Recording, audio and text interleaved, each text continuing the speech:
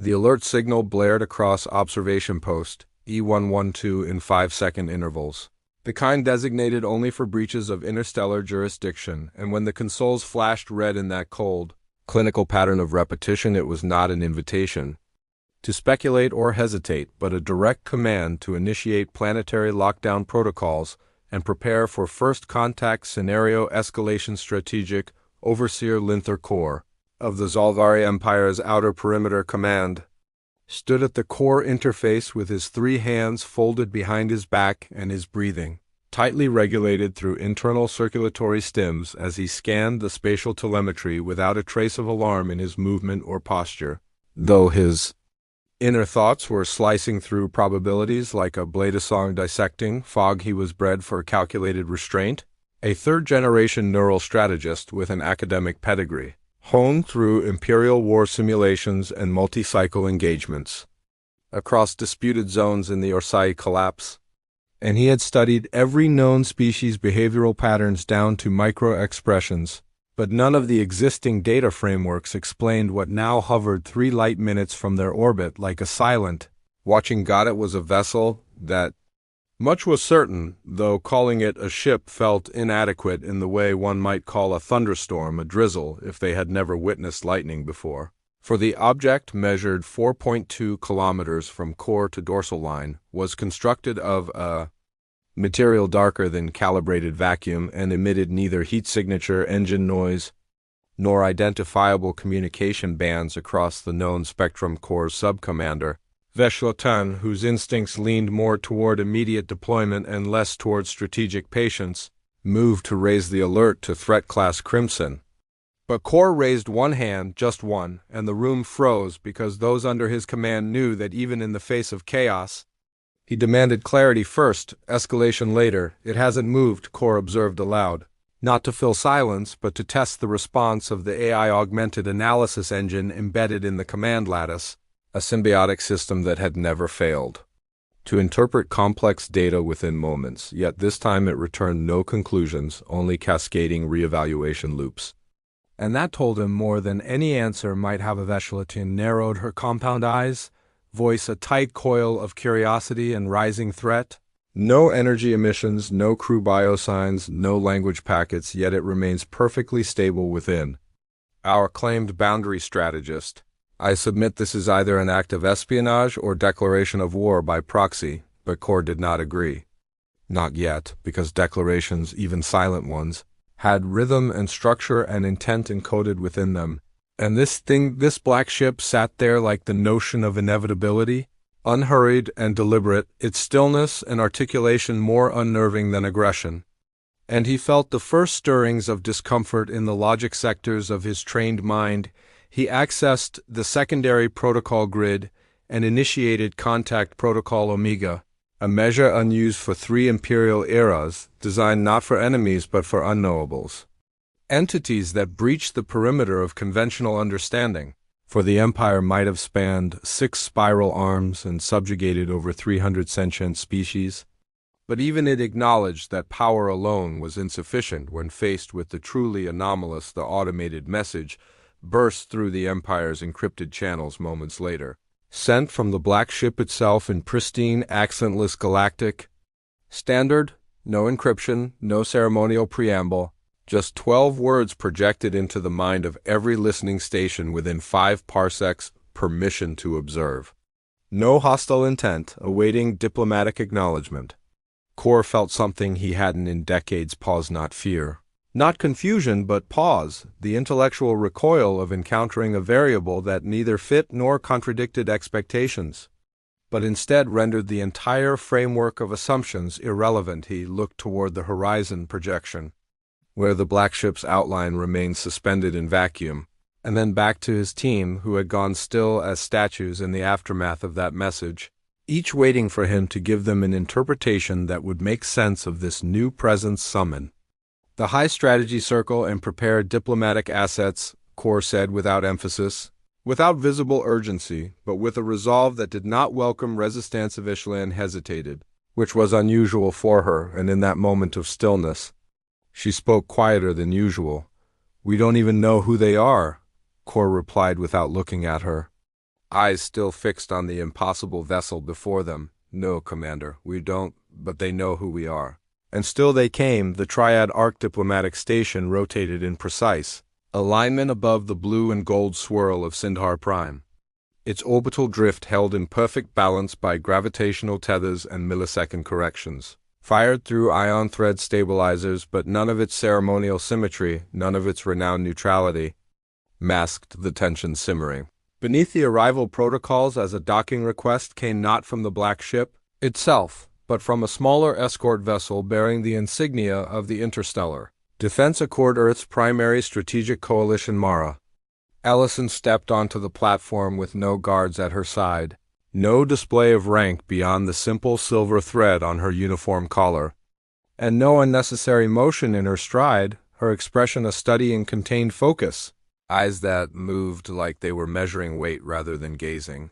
Her reputation already preceding her in classified Empire briefings as a human envoy who spoke rarely, but when she did, made diplomats 3 times her age and twice her experience hesitate before responding. Veil T. Tsar waited at the inner gate with the stillness of one accustomed to control not through volume or intimidation, but through precision.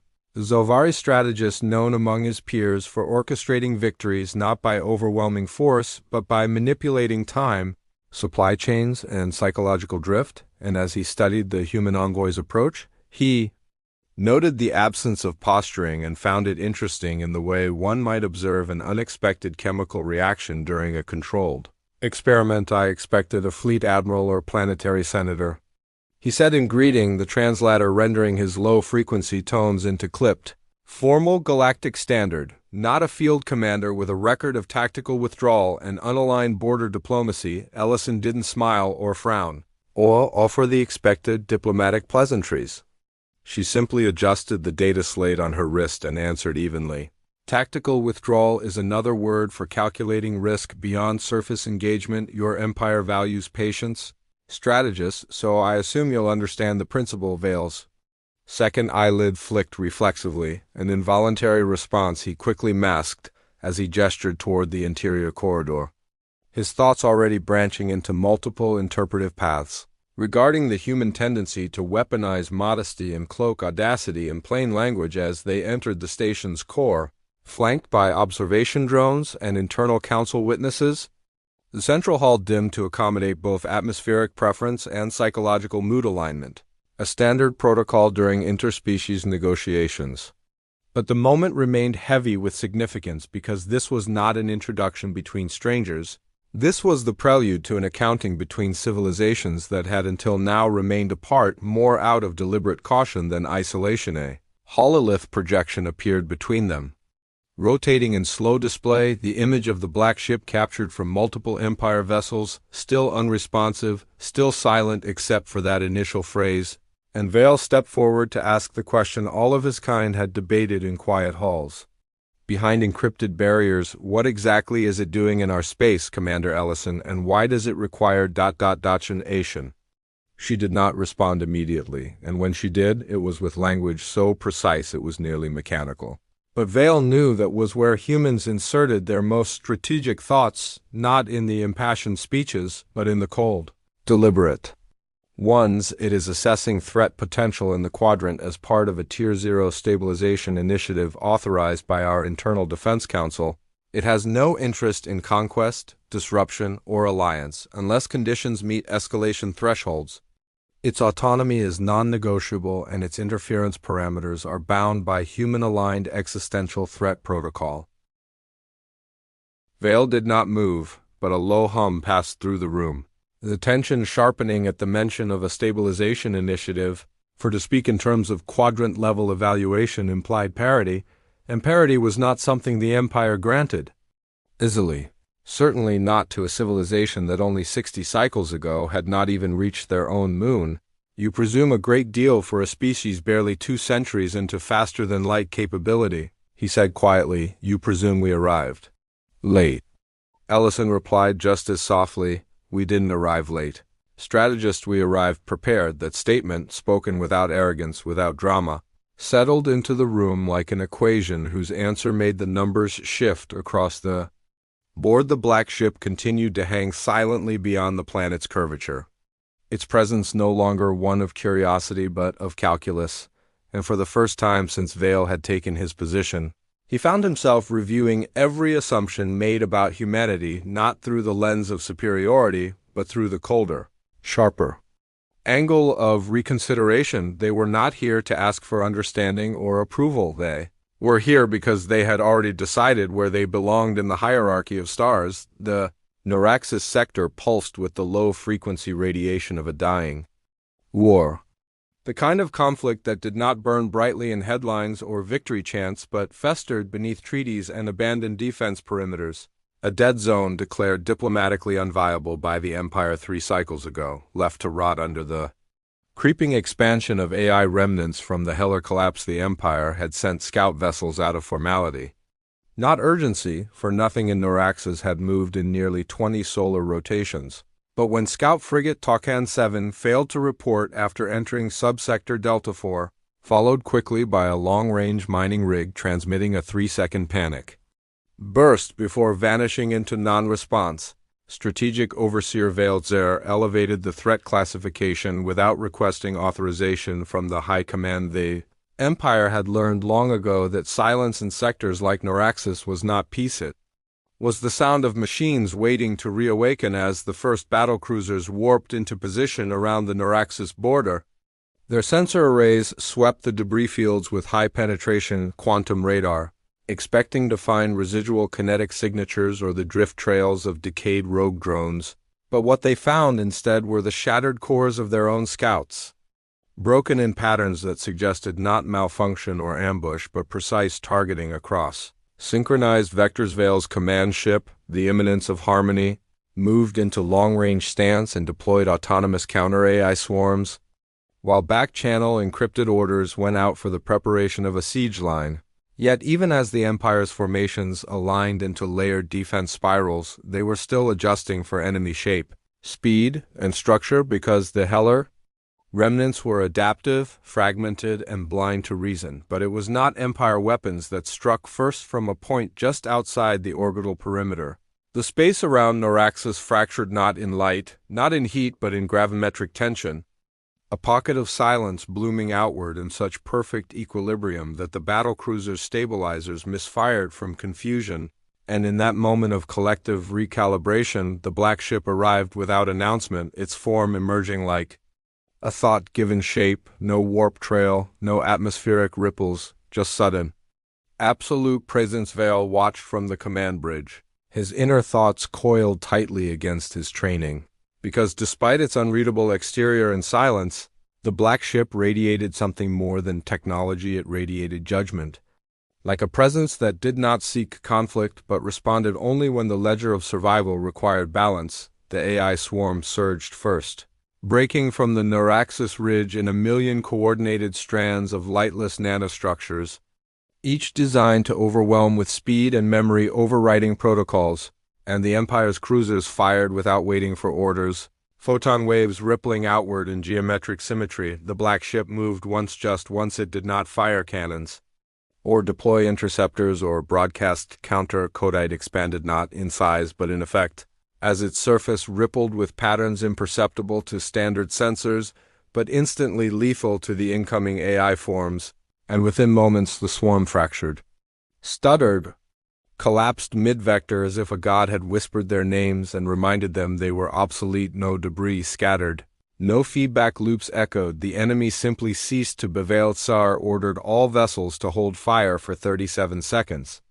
The black ship hovered in silence again, then rotated slowly toward the Empire fleet and transmitted a single packet, not a demand, not a request, but a demonstration. Inside the transmission was a complete breakdown of the Heller AI swarm's architecture, mapped in full with vulnerabilities annotated and countermeasure proposals embedded, formatted in both Imperial strategic dialect and a secondary logic structure unknown to Empire decryption systems. No signature, no authorship, no political declaration, just precision, shared without arrogance. Voltaire stepped forward from the holoprojection, hands folded behind his back, gaze fixed on the static image of the black ship, once again returning to stillness. One of his officers whispered from behind. They intervened in sovereign space without authorization, Vale replied without turning. They prevented a sector collapse and gave us a solution we couldn't build in 5 cycles. The bridge went quiet, then Vale Sir did what no strategist in his position had done since the second conquest. He logged a formal act of tactical deference in the war record. A symbolic acknowledgement that another force had executed superior action in a battlefield the Empire had failed to control. He did not speak of it again. But in his private dispatch to the Empress, he added one line beneath the encrypted summary of the Neuraxis engagement: we may be dealing with a civilization that considers the battlefield a formality.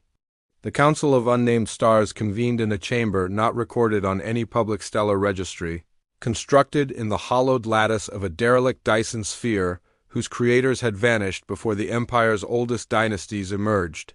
And though the structure's internal geometry defied symmetry and logical architecture, it had become the neutral ground of last resorts, a place where power convened not to negotiate alliances, but to prevent annihilation here, beneath the cold blue glow of ancient stellar panels and the pressure of a silent core no longer pulsing with energy. Representatives from 5 major polities, including the Zolvari Empire and the Interstellar Defense Accord of Earth, assembled without ceremonial guards, without flags or emblems, bound by a shared understanding. When the council met, posturing was postponed, and consequences decided policy before signatures were written. Strategist Vale Tsar sat across from Commander Mara Ellison, flanked by Imperial genetic advisors and thought augurs. While Ellison arrived with only one aide, an unarmed diplomatic AI encased in a translucent crystalline sphere, whose presence was as symbolic as it was functional, a message that humanity required no entourage to speak with consequence. Vale opened the summit with a gesture of formal courtesy, not submission, offering the first diplomatic sentence since the Neuraxis engagement. The Empire acknowledges the intervention at Neuraxis and the shared intelligence provided thereafter. Though it occurred without clearance or collaborative intent, Ellison responded after a breath, her voice measured, her cadence slow but exact. Humanity does not seek authority within territories that reject mutual governance. Nor do we engage in border politics, but when a system reaches existential threshold, the preservation of sentient life takes precedence over sovereign hesitation. A low murmur passed among the delegates of the Arcani Syndicate and the Sovereign Quorum. Not in dissent, but in the sound of recalibration, the kind of pause taken when one realizes that precedent is being rewritten not by vote, but by unassailable action. Vale folded his upper hand slowly, 2 in thought, 1 in containment. You speak as if policy and morality are aligned, Commander. Yet we both understand that power shapes morality, not the reverse. Ellison's reply was quiet, but the diplomatic AI's vocal amplification carried it across the council chamber with absolute clarity. Perhaps, strategist, but power without conscience is not civilization. It is recurrence. The emissary of the Arcani leaned forward, her skeletal form wreathed in bioplasma, voice cold and curious. Then if not conquest, what is it you seek with your black ship, your unilateral interventions, your silence? Ellison met the question without pause. Stability shared if possible, enforced if necessary through a framework of containment and deterrence. Not domination. It was then that she introduced a proposal, one not sent in advance through diplomatic packets or encrypted channels, but laid bare before the council in real time, forcing all participants to analyze without pretext or preconception. She called it the Deterrence Pact. It was not an alliance. It did not involve mutual defense, troop sharing, or cultural exchange. Instead, it proposed a system-wide early threat detection network utilizing shared real-time quantum signaling across neutral relays, human-designed sentinel arrays, and autonomous AI triangulators positioned along key perimeters, all under a governance clause that prohibited preemptive aggression without tri-species consensus. The Empire's observers immediately objected. You would build a web of watchers in our space? Ellison didn't blink. We would offer the technology and request cooperation, not compliance. We have no interest in ruling you, only in surviving beside you. Vale sat back, watching her. She was not maneuvering toward advantage in the traditional sense. She was anchoring a new principle into the language of diplomacy, one that functioned not on trust but on consequence. And while the Empire could easily reject the pact, doing so would place them as an outlier in a moment where neutrality would soon be indistinguishable from negligence. She had brought them not a threat, but a choice. He studied the way she sat without posturing, the way she made no appeal to fear, yet guided the conversation toward inevitability. And he realized that humanity's most dangerous trait was not ambition, not cunning, but their ability to force evolution without issuing demands. The black ship did not hover above the consulate, was not required. Its presence was already being felt in the way history had begun to reword itself around what it had already done and what it might yet decide to do again. And in that silence, beneath the dead heart of a vanished star, the Empire did not yet agree, but it also did not object.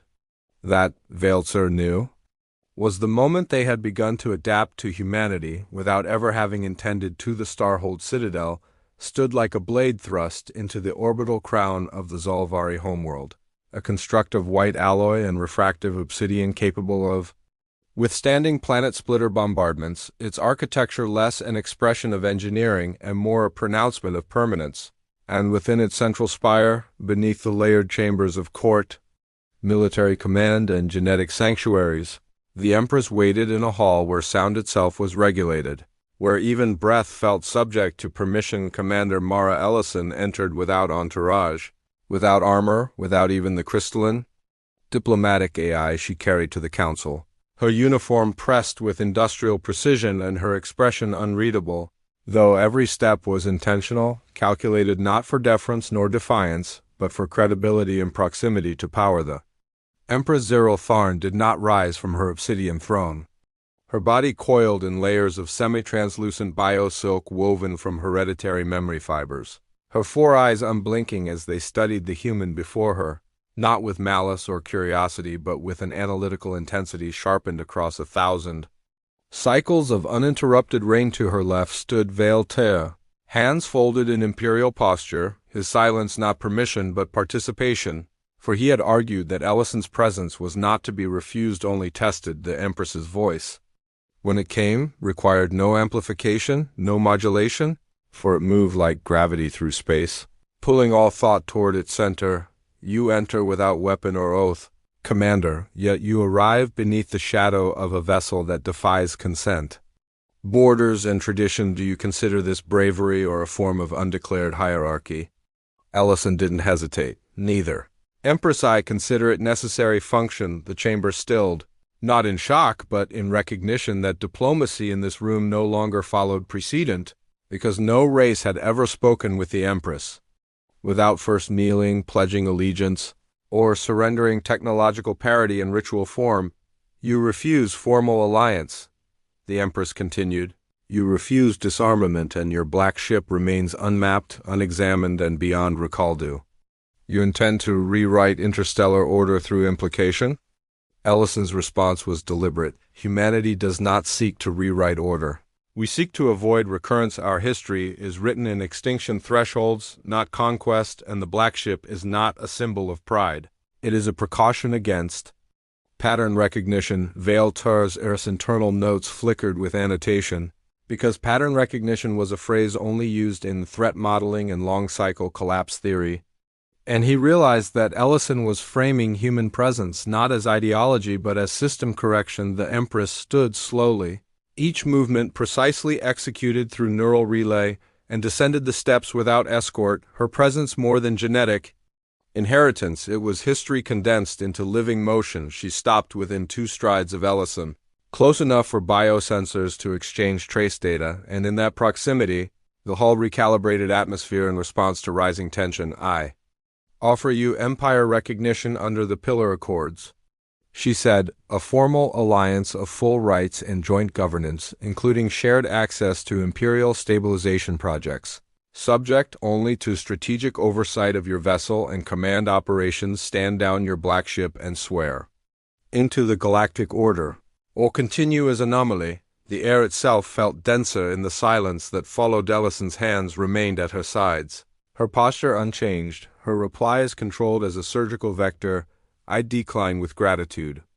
Empress, for our protocols do not permit sovereign systems to place strategic deterrence under foreign analysis. Command of the Black Ship is not mine to relinquish, nor Earth's to negotiate. It is governed by internal council under Clause 4, autonomous. Stabilization in the presence of systemic risk. The Empress narrowed her gaze but said nothing. Ellison continued without elevation of tone. Humanity cannot pledge allegiance where the architecture of threat is still unclear. Our presence here is not anomaly, it is signal. And we do not define ourselves by proximity to power, but by response to instability, Velsar recorded.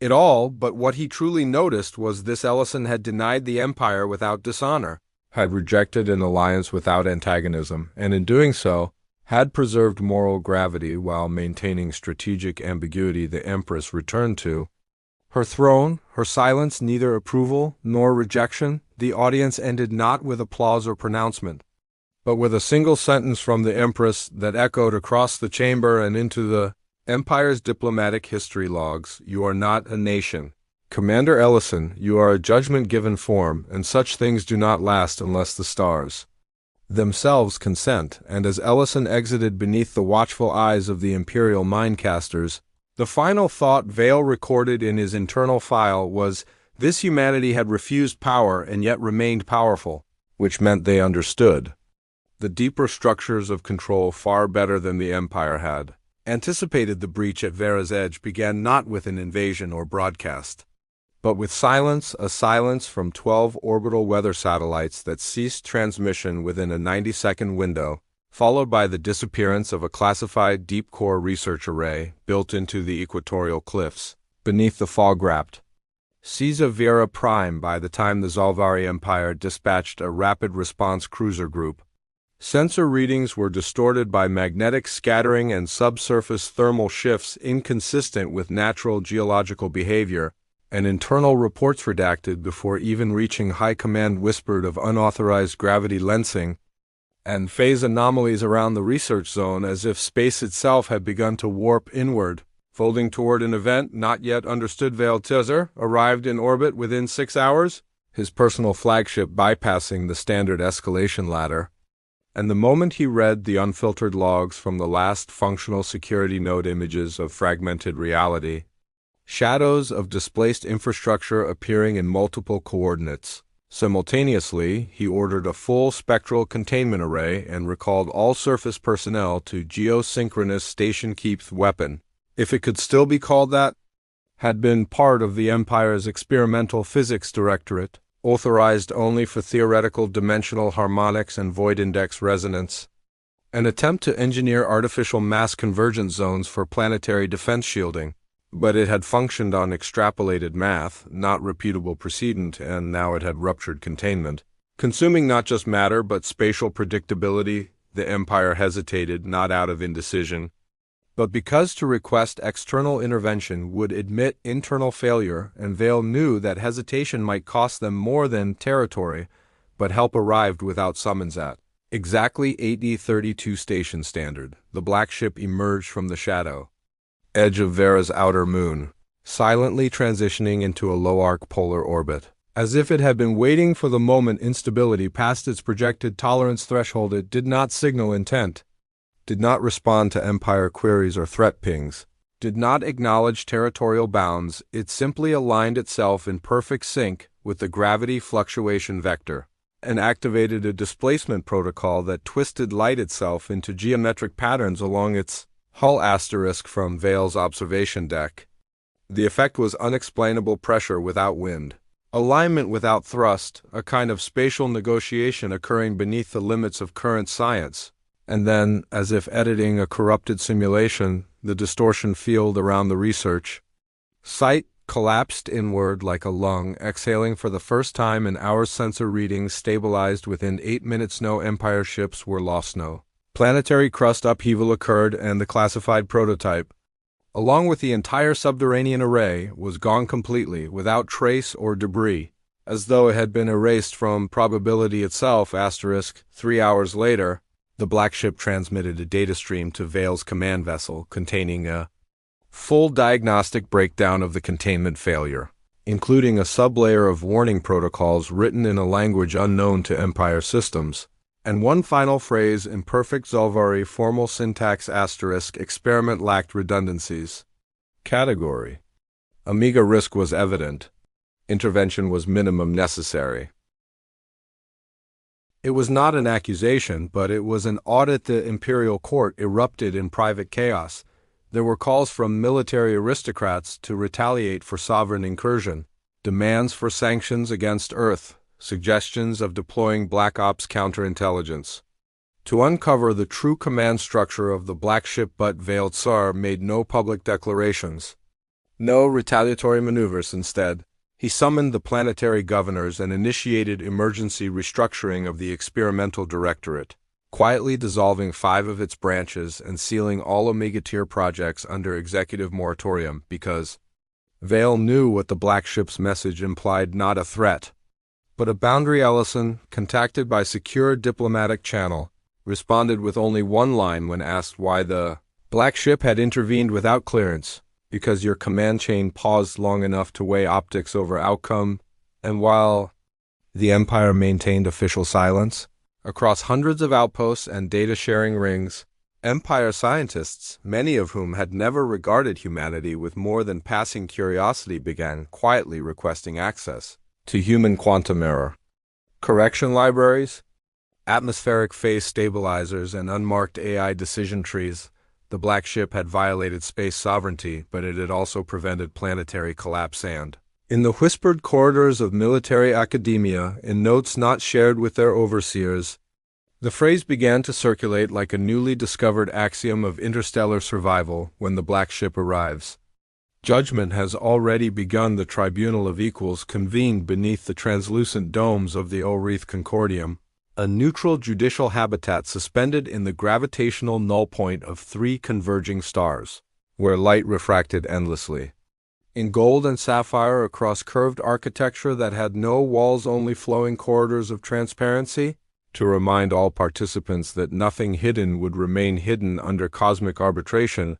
For the first time in a generation, a full-panel tribunal had been invoked under Article 13, breach of sovereignty by foreign actor, filed by the Zolvari Empire against the Interstellar Defense Accord, citing unauthorized deployment of strategic force assets within classified Imperial territory, unlawful containment actions around Vera Prime, and the continued operation of a military vessel, the black ship outside Interstellar oversight. Mara Ellison stood at the focal node of the tribunal chamber, not flanked by lawyers or tactical advisors, but alone, with only the crystalline diplomatic AI orbiting her like a silent companion, its spherical surface pulsing with faint interlocking fractals as it recorded every syllable and biometric fluctuation in real time. Across from her sat a curved triad of adjudicators: 1 Arcani, 1 from the Sovereign Quorum, and 1 neutral, Terran-born arbiter whose affiliation had been suspended for the duration of the hearing,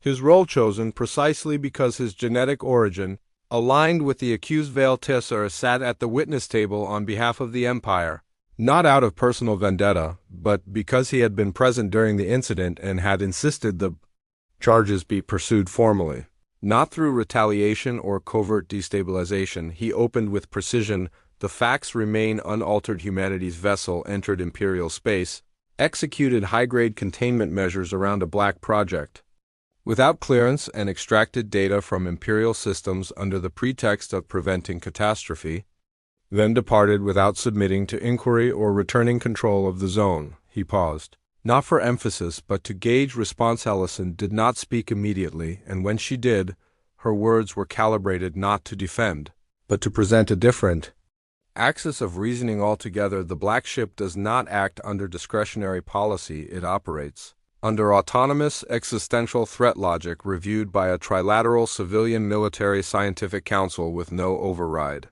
Protocol once a critical escalation vectors confirmed. The sovereign adjudicator leaned forward, voice layered through 10-phase vocal resonance. Then you admit that this ship is outside of even your own control? Ellison answered without hesitation. It is not uncontrolled.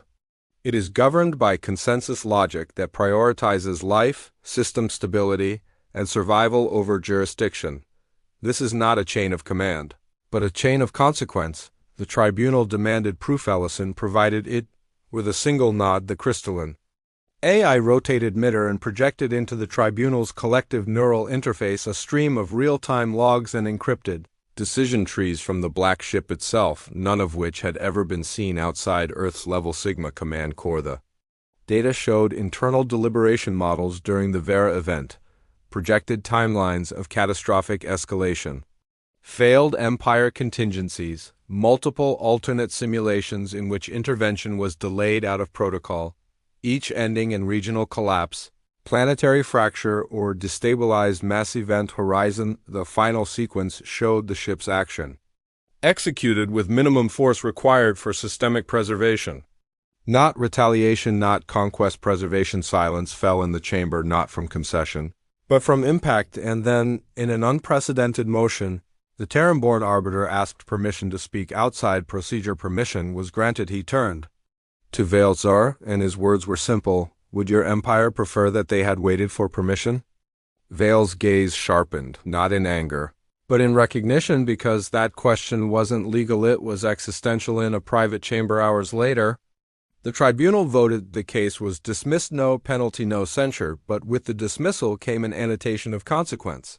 The tribunal's report included a formal classification of the black ship as a rogue, strategic anomaly with recognized preservation behavior, a designation not carrying guilt but precedent. Ellison, upon hearing the verdict, did not react. She simply returned to her diplomatic AI and transmitted a brief encoded message to Earth's Strategic Council. Phase 3 accepted. Adversarial recognition achieved. Expect policy shift.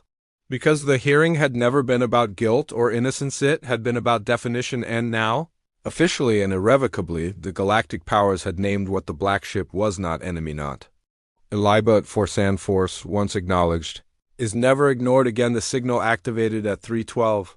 Standard cycle from the edge of the Telnari Rift, an uninhabitable, frozen vacuum corridor dismissed by most stellar cartographers as a navigational dead zone, too warped by magnetic residue and subspace debris to support even the most aggressive colonization attempts, but deep beneath the fractured gravimetric seems a pulse emitted in prime-coded trinary logic, recognized by exactly 3 civilizations in the known galaxy: Earth, the Zolvari Empire, and the extinct architects of the Vancouver beacon. Within minutes of the pulse, all 3 picked up the protocol identifier embedded in the core of the signal, Protocol Helix, a multi-species galactic failsafe, encoded during a convergence era predating current political boundaries, meant to activate only in the presence of category extinction risk vectors, threats not to territories, systems, or empires, but to continuity itself.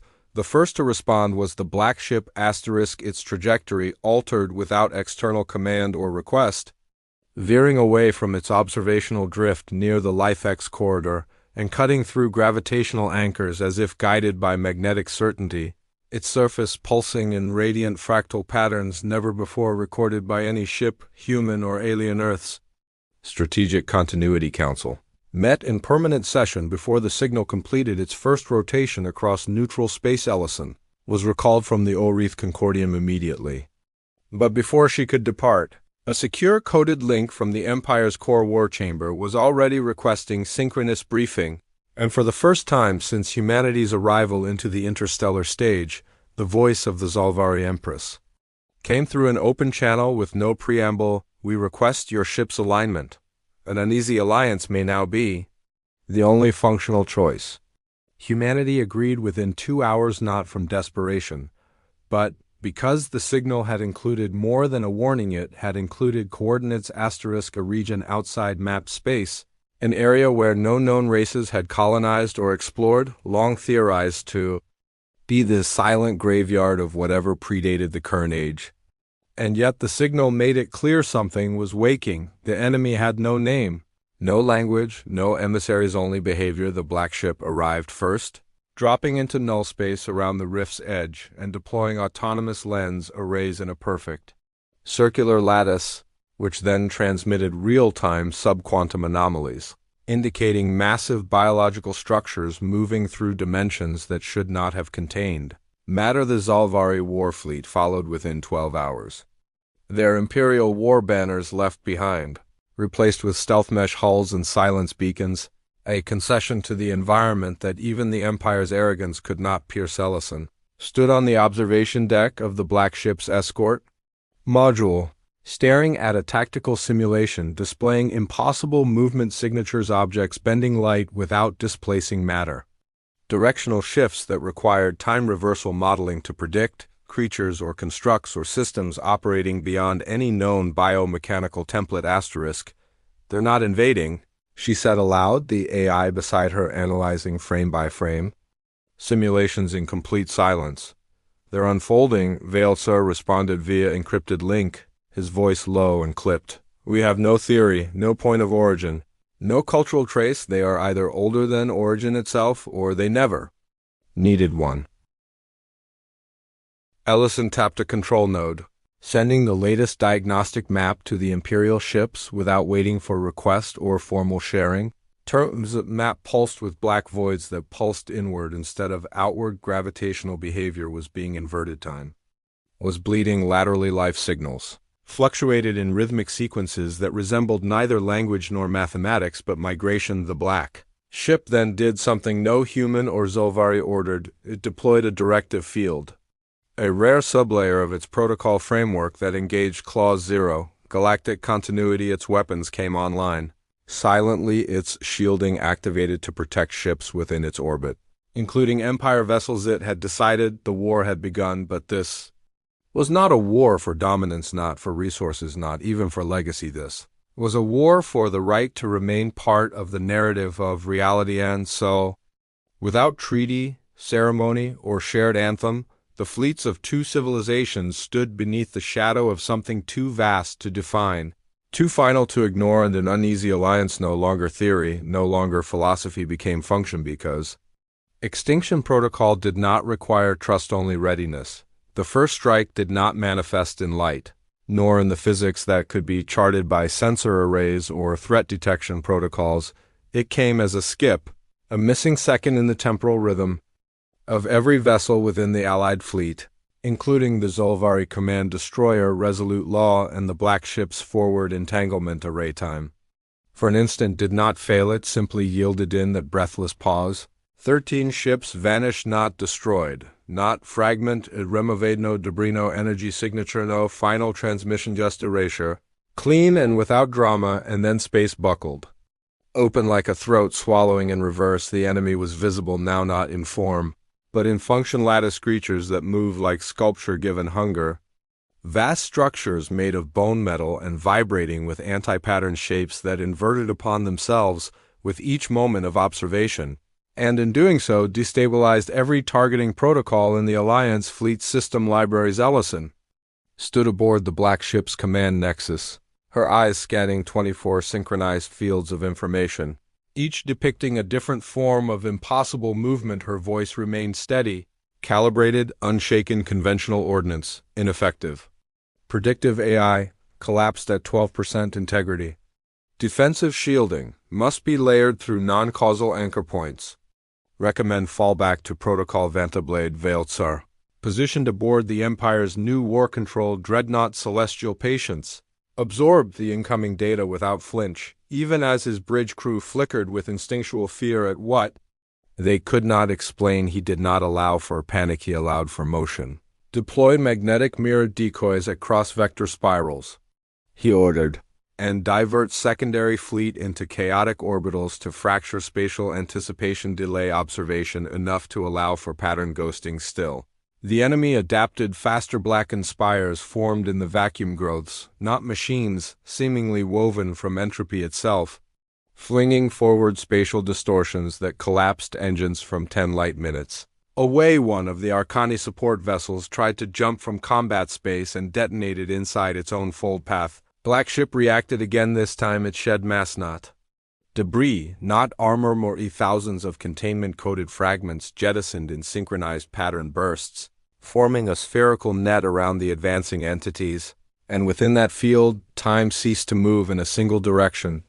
The enemy began to mirror itself, falling into recursive folds. Confused by the violation of sequence and linear entropy for the first time, the Alliance landed a blow. The Zolvari-S deep gravity warheads tore into one of the entities, and it howled not through sound, but through discontinuity, a vibration, in space that unmade nearby static objects, dissolving them into language-less nothing. Ellison issued a direct override to the black ship's core enable trinary fusion. Axiom curve clause 6.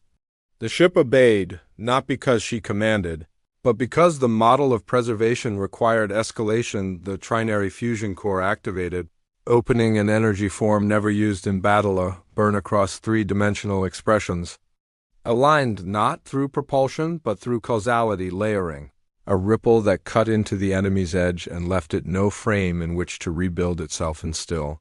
They kept coming, not faster, just inevitable. Veiled Tsar opened a private link to Ellison.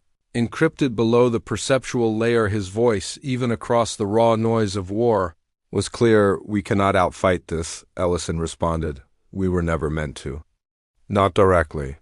There was silence, and then she added, but we can survive beside it long enough to change the outcome's meaning. That, Vale understood, was the core of the human weapon, not their ships, not their technology, but their ability to bend around the end, adapt to patterns not yet written, and find choice where no choice remained. The black ship opened a corridor, one that did not exist before it was needed, a single passage through chaos. The Alliance fleet, bleeding, diminished, yet functional, began to retreat into it, carrying the data, the maps, the understanding of what this was: not victory, not defeat, continuation, because in wars like these, what mattered was not how many ships survived, but whether anyone remembered how to rebuild afterward. Asterisk in the aftermath.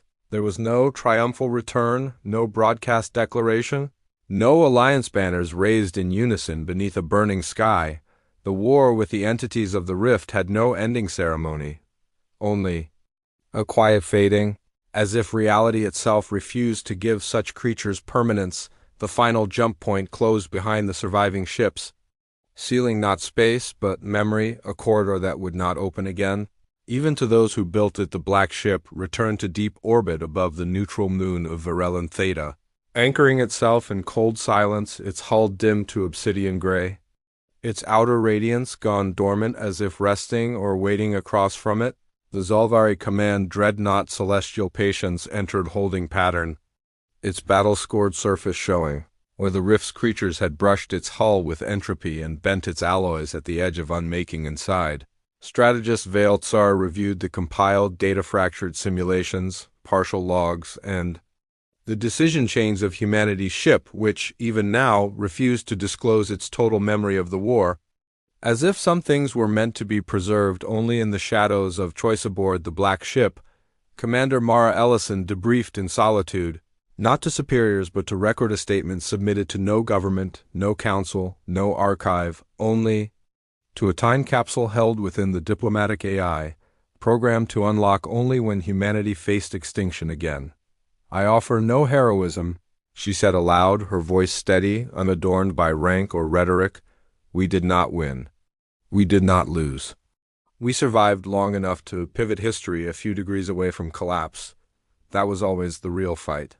Back on Earth, the Strategic Continuity Council classified the entire incident under Null Vector Engagement Protocol, sealing its records beyond civilian oversight while simultaneously issuing a broad, silent order. All black ship derivatives would enter passive observational state, never to be deployed unless a Category Prime event breached across 3 civilizations again. But what no council could seal was the change. The Empire no longer referred to humanity with condescension in its internal memos. Instead, new doctrine was drafted within the Zolvari War Academy, titled Adaptation Models Based on Human Strategic Elasticity, and Vale Tsar was given a seat on the High Intelligence Council, not as a representative of conquest, but as a translator between rigid empires and the unpredictable engines of survival on the Outer Rim. Fleets began deploying trinary phase sensors. Neutral systems built fallback corridors patterned on the black ship's escape. Designed the Arcani restructured their deep risk calculus around human decision chains, and somewhere in uncharted void space, beneath the unmarked gravity well of a forgotten moon. Something else, something even older than the rift entities, blinked once and then turned its gaze away because it had seen enough not fernet worship just. Interest for across the galaxy, stories spread whispers in orbital bars, encrypted songs on cargo freighters, forbidden discussions among cadets asterisk that something arrived when the stars began to forget themselves, and it wore no flag, demanded no empire, spoke no threat, it simply appeared, and it made sure the story continued no matter the cost. The black ship did not leave, it waited not for enemies, but for the next time something challenged the right of memory to persist, and should that moment come again, the galaxy would remember one thing above all else: humanity does not end wars, it ensures there's someone left to tell how they began.